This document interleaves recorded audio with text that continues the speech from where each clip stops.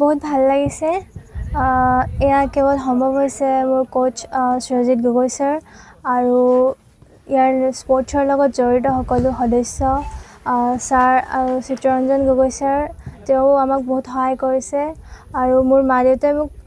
আগৰ পৰা ছাপোৰ্ট কৰি আহিছে আৰু ৰেগুলাৰ প্ৰেক্টিছৰ বহুত প্ৰয়োজন সেইটোৱে মোক বহুত সহায় কৰিছে বহুত ভাল লাগিছে নমস্কাৰ মোৰ নাম উদেশনা ফুকন মই ক্লাছ 10ত পঢ়োঁ আৰু জ্যোতি বিদ্যাপীঠৰ ষ্টুডেণ্ট হয় মই আৰু মই আমগুৰি মিনি ষ্টেডিয়ামত প্ৰশিক্ষণ লওঁ মোৰ ঘৰ জাজি জৰাবাৰীত 2018 চনৰ পৰা মই ইয়াত প্ৰশিক্ষণ লৈ আছোঁ কৰিছোঁ নেশ্যনেল এতিয়ালৈকে মই 7খন খেলিছোঁ আৰু অল আছাম বহুতো খেলিছোঁ তাতে মেডেলো পাইছোঁ নেশ্যনেল গুজৰাটত দুবাৰ খেলিছিলোঁ অন্ধ্ৰপ্ৰদেশত আৰু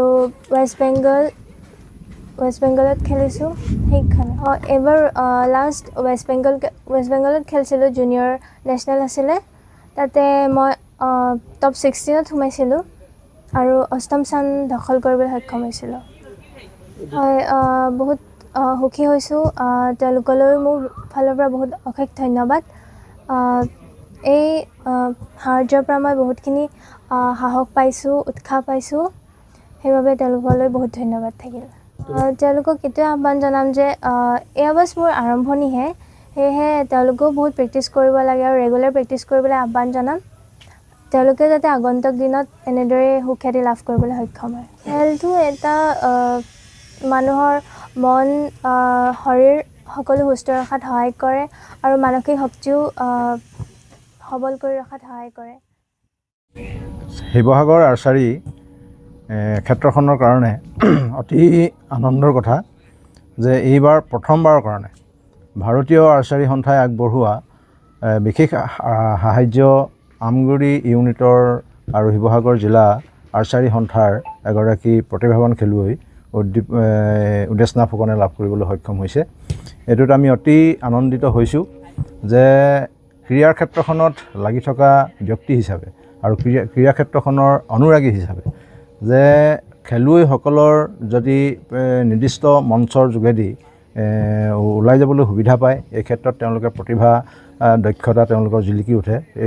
এই কথাখিনিয়ে আচলতে সকলোকে আনন্দিত কৰে আৰু বিশেষ সফলতা পাইছোঁ বুলি আমি অনুভৱ কৰোঁ আৰু ভাৰতীয় আৰ্চাৰী সন্থাই এই বিশেষ সাহাৰ্য প্ৰদানেৰে খেলুৱৈসকলক ভৱিষ্যতে এই মঞ্চখনত শীৰ্ষ পৰ্যায়ত উপনীত হ'বৰ কাৰণে যথেষ্ট অনুপ্ৰেৰণা প্ৰদান কৰিছে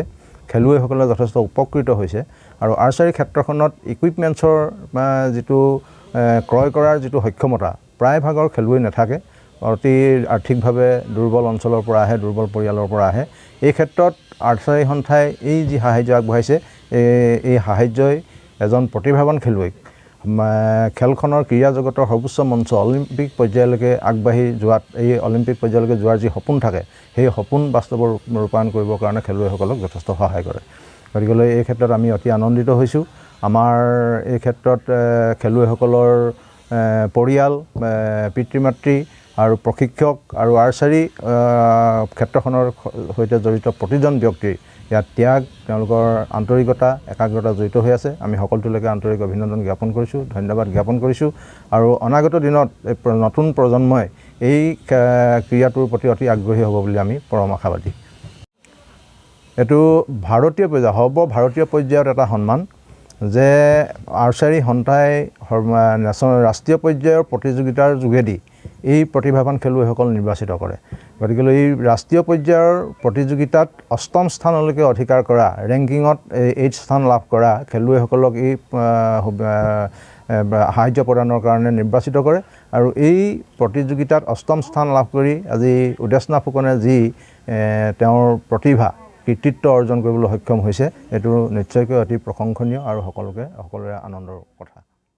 যিকোনো খবৰৰ বাবে যোগাযোগ কৰক 7099017330 লগতে 7099017110 নম্বৰত